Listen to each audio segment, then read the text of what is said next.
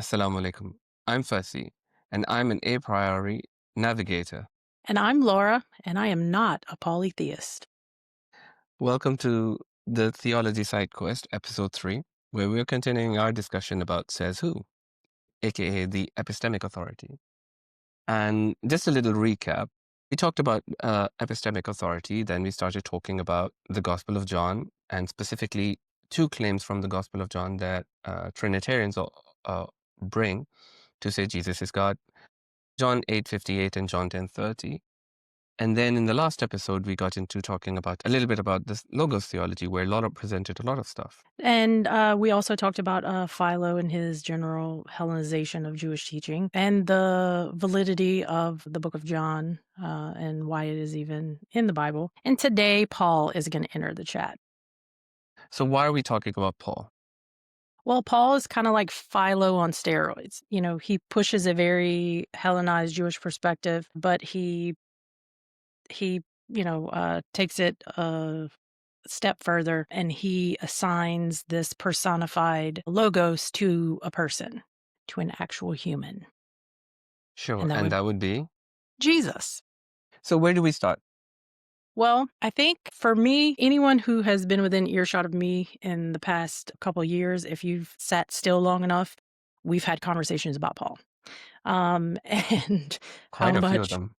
Yeah, like, how much I cannot stop myself from having conversations about Paul and how different his message is than that of Jesus, right? So today, I think in keeping with what we've been talking about, maybe we can look at the philosophy that Paul was kind of espousing, give some insight into like the things that he was saying and where did it come from? Yeah. Okay. So you have something to say about Paul's influence, right? So let's dive into a little bit of his influence. His influence. So one of the things that I find super interesting about Paul's claims, um, he claimed that he was a Pharisee, that he was the son of Pharisees, Pharisee of Pharisees. He was from Tarsus, and he was a Roman citizen, and he was taught by Gamaliel, which was supposed to have been a very respected Pharisaic Jewish teacher. However, it is pretty much unanimous amongst Jewish scholars that there's absolutely no way that Paul was a student of Gamaliel. Um, Why did they I say that? because of the things that he taught mostly, but I think that they wanted to, they want to distance themselves from this teaching that he has, no doubt. But I also find it interesting that he's, which I mean, I suppose you could be born somewhere and then move somewhere and have citizenship, but the only place where it talks about these things is in the book of Acts. So there's nothing in his letters about, he's this, he's that, he's from here. So some of the Christian scholars say this is, Luke or whoever, because they say whoever wrote Luke wrote Acts. So, they say that this is him, um, you know, almost humanizing Paul, giving him like a, I don't want to say like villain origin story, but giving Hmm. him, giving Or he him could a, be trying to act as a witness to what Paul is saying, right? right, Because right, right. Luke is what? As we've discussed previously, He's his physician and companion. traveling companion. Yes. Um, Paul, he pushes this very Hellenized, like Jewish perspective, right? He takes this personified logos that Philo was presenting, and he assigns it to Jesus, and he said that Jesus was the image of the invisible God. He was the agent of creation. He's the one holding it all together, the cosmic mediator, and all these things sound like stoicism, all of it. Um, so he takes this metaphysical stoic belief or this divine fire, and he applies it to Jesus. But then whenever you read Paul's writings, there's so much like obvious Platonism, right? I think whenever you and I were talking like some time ago about the cave analogy that Philo had, and I read it and I was like, dude, I said, this sounds just like Paul, for now we behold through a glass darkly, but then face to face, right? All of these things he intermingled in such a way that it's like so bastardized that you can't, if I were to try and read this and I had never heard anything about Jesus or didn't know anything about this, I would not be able to tell that Jesus was even human. So something else that I find interesting is the plagiarism, right? So I think it's like Acts 17:28. For in him we live and move and have our being. Fasih. This is plagiarized from the Stoic hymn to Zeus. For we are also your offspring, for in you we live and move and have our being. So he has great Stoic influence there, basically. Yes, 100%. So something you said earlier is I actually did a little bit of digging as well about this Pharisee of Pharisees. So this Mhm. is witness to Paul's fluency in the Hebrew scripture actually comes from Luke, but Paul never makes such a claim himself. So there's these two authors. One of them is called Paula Fredrickson, Paul the Pagan's Apostle. She says in her book, Acts presents Paul as a fluent speaker of the Hebrew language, Acts 22:2. But this is part of Luke's strategy to align Paul with the Jerusalem apostles. Paul never makes such a claim. And then another author, J. Louis Martin, in his book Galatians, uh, he says Paul's autobiographical remarks in Galatians do not establish his competence in Hebrew. Hebrew of Hebrew refers primarily to ancestral identity. So there's actually more people out there that echo what you're saying, right? Yeah, so and then so by saying that he was a student of Gamaliel, right? Hmm. He would have had to have been a fluent like Hebrew speaker because Gamaliel was. So then in Romans, Paul talks about this universal reason of the Gentiles. This inner law was written in their hearts, right? The Stoics taught that moral law was written into human nature, and it was this rational conscience.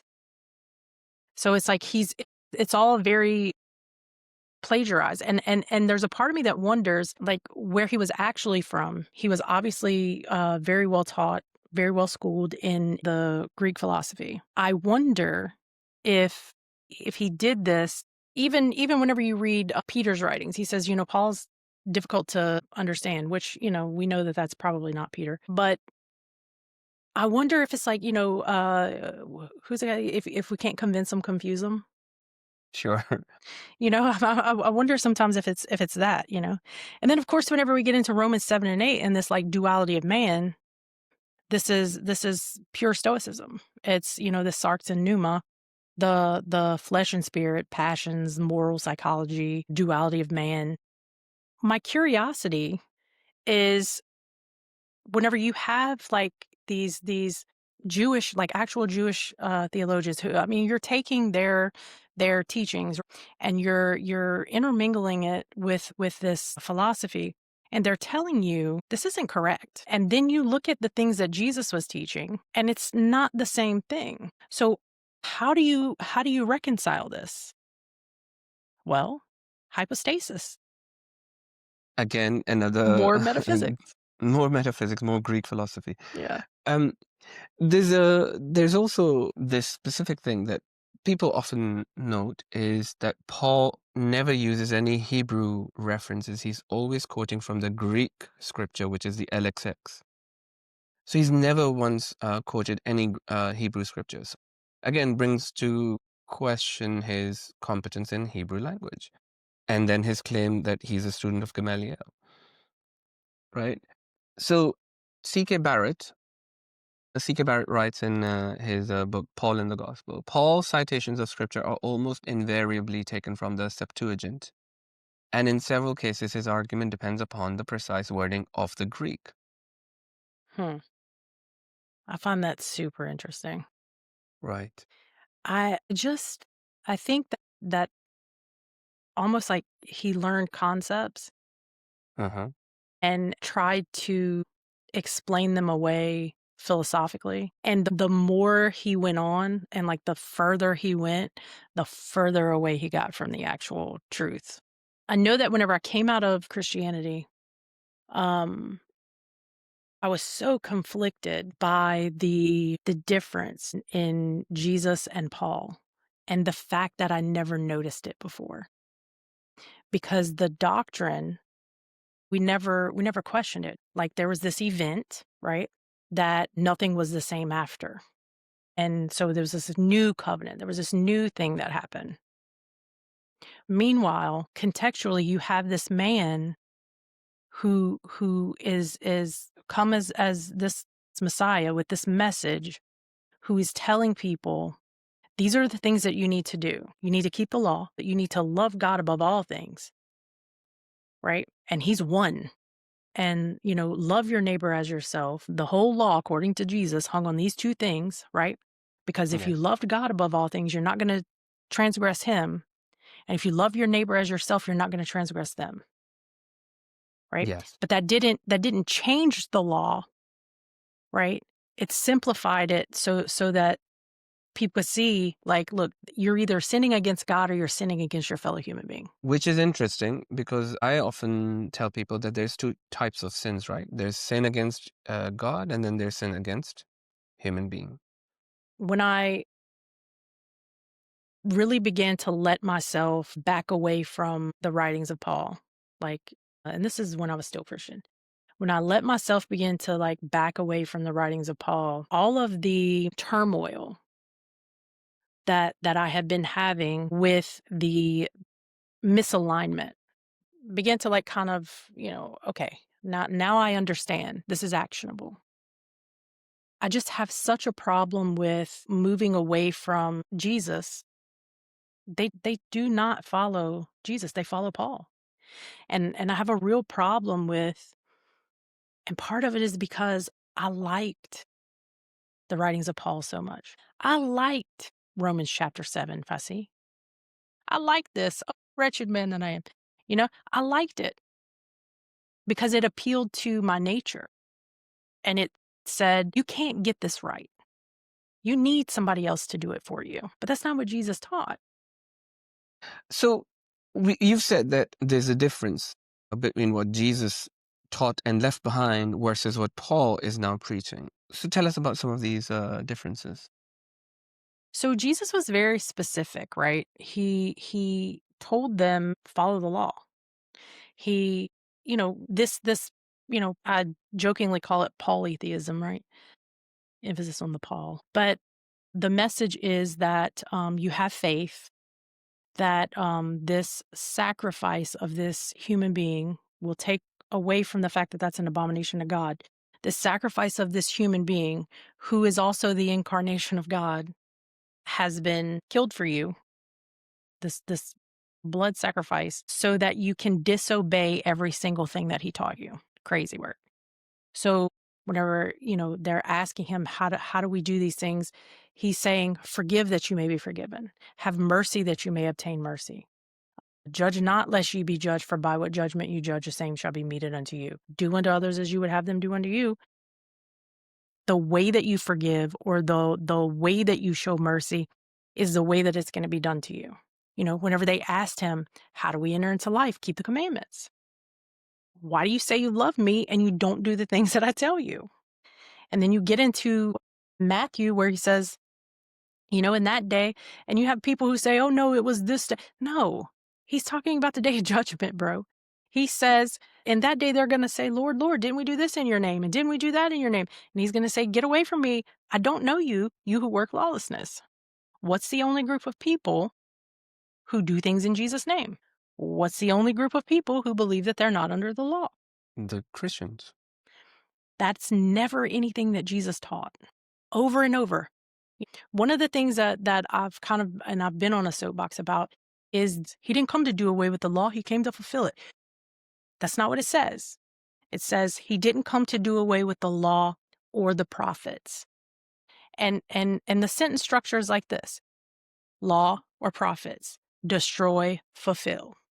He didn't come to destroy the law, he came to fulfill the prophecies. It's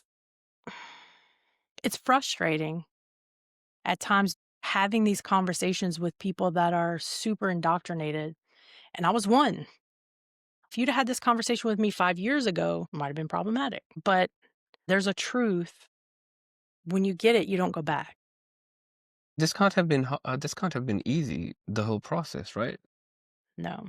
It was very conflicted. To realize that something that you've been taught isn't quite what Jesus taught, and then to realize what Jesus taught is more aligned with what the Muslims say, and because it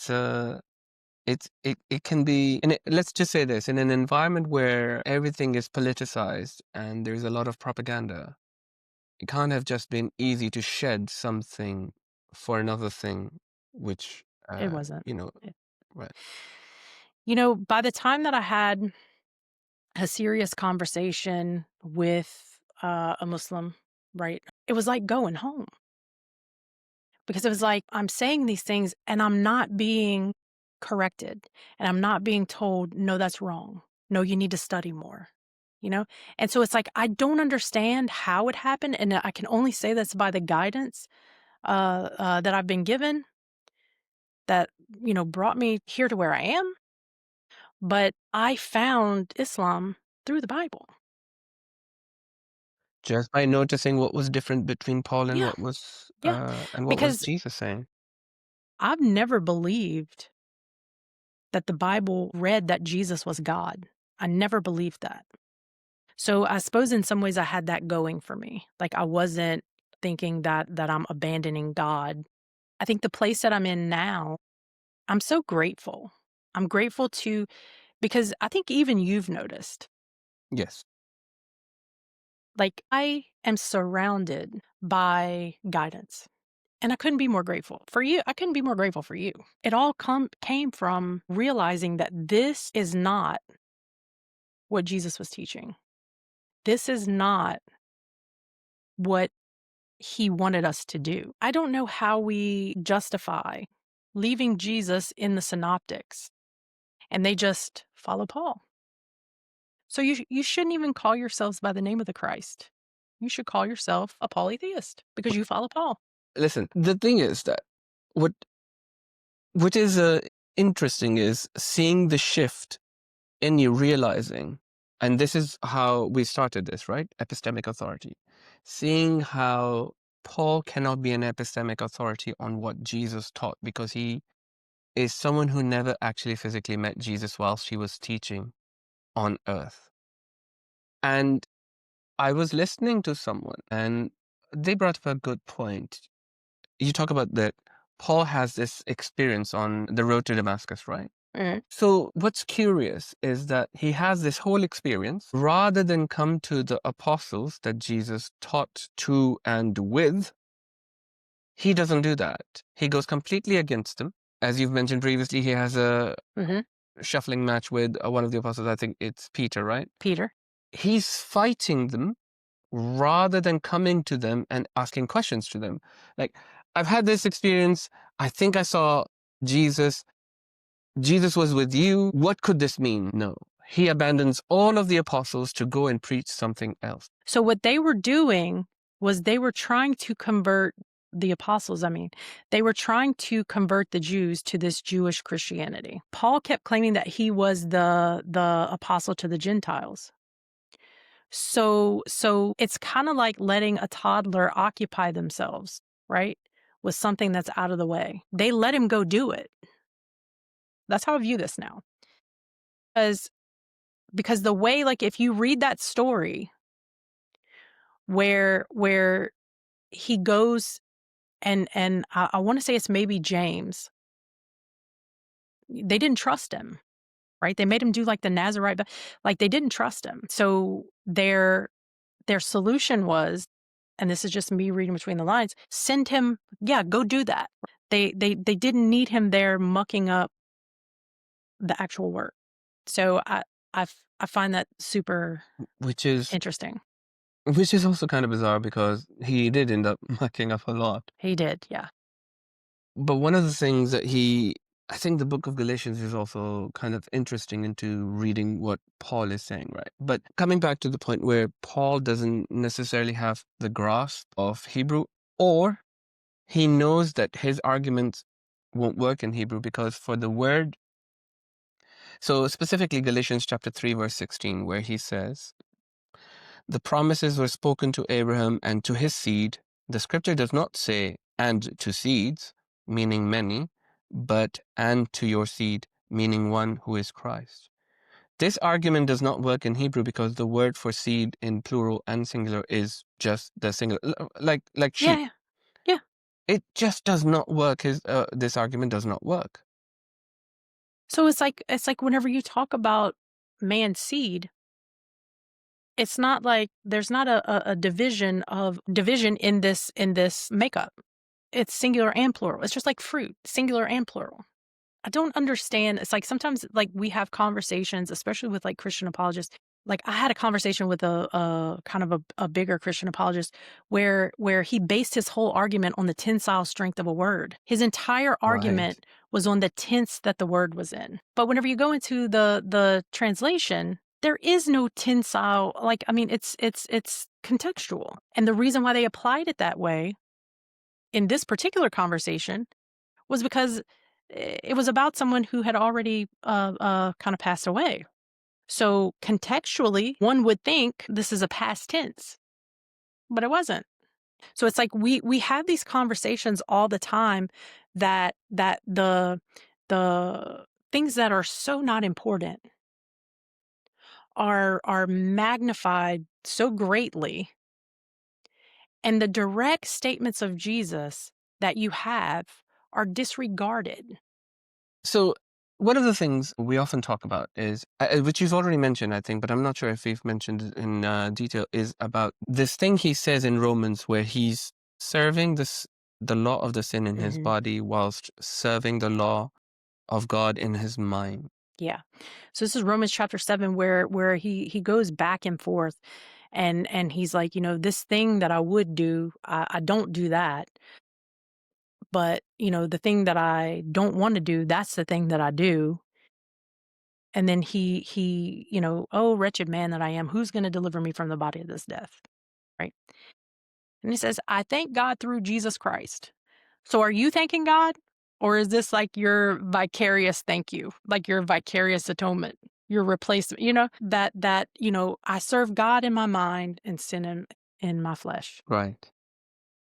But then But you then, pointed out, yes, are you going to say no, Galatians you say chapter it. You 2? say it. Galatians chapter 2? No, The no, what? Romans chapter 6. Oh, yes. Uh, how can I forget? This is 16, right? I think so. Here we go. What then? Shall we sin because we are not under law, but under grace? Certainly not. Do you not know that when you offer yourselves as obedient slaves, you are slaves to the one you obey, whether you are slaves to sin leading to death or to obedience leading to righteousness? But thanks be to God that though you once were slaves to sin, you wholeheartedly obeyed the form of teaching to which you were committed. Now, but then in Romans 7, He says, I can't do it. I can't do it, he man. says, I can't do it. I'm weak. And listen, listen, it's appealing. I can see why they liked it. I can see why they liked it. It is appealing to your flesh, right? It is appealing to say, listen, I have absolutely no control over myself. I cannot stop myself from doing these things. I feel bad about it, but I'm going to keep doing it. You know, That's one way to say that's the difference, though, it. between weakness and wickedness. You understand? The difference between weakness and wickedness is you do a thing because you can't help it if you're weak. If you're wicked, you do a thing because you like it and you don't want to stop. So what Paul did was he created a paradigm where he could be wicked and said, Jesus saves. Jesus. Like Yes. Jesus did it. I thank God through Jesus. Which brings us to Galatians chapter 2. Okay, so this is verse 20 and 21. He says, I have been crucified with Christ, and I no longer live, but Christ lives in me. The life I live in the body, I live by faith in the Son of God, who loved me and gave himself up for me. I do not set aside the grace of God, for if righteousness comes through the law, then Christ died for nothing. This is him doing two things with one Mhm. with one stone. He's trying to claim the authority, and he's also saying that, yeah, Jesus, like you said, that Jesus did it. If Jesus did it, then, So I have grace. I have grace, righteousness. Jesus did the righteousness thing. I just enjoy the grace. right, so he's saying that the law is not righteous. So he's saying that the law is not good, which is in enmity to what Jesus was teaching. Jesus was teaching that the law was perfect, right? And what did he said, if you couldn't do it, why is Jesus telling you be ye perfect even as your Father in heaven is perfect? If you couldn't do it, he wouldn't have told you to do it. I just wanted to round it off by saying that whatever Paul says in Galatians chapter 2, it comes across as if Christ is speaking through him, right? Yes. But then when you go to Mark chapter 13, this is from verse 5 onwards. Jesus began by telling them, see to it that no one deceives you. Many will come in my name claiming I am he, and will deceive many. Yes. Jesus warned us about people like Paul, because he's literally saying that he's dead, but the Christ in him is alive. Wrapping up Okay.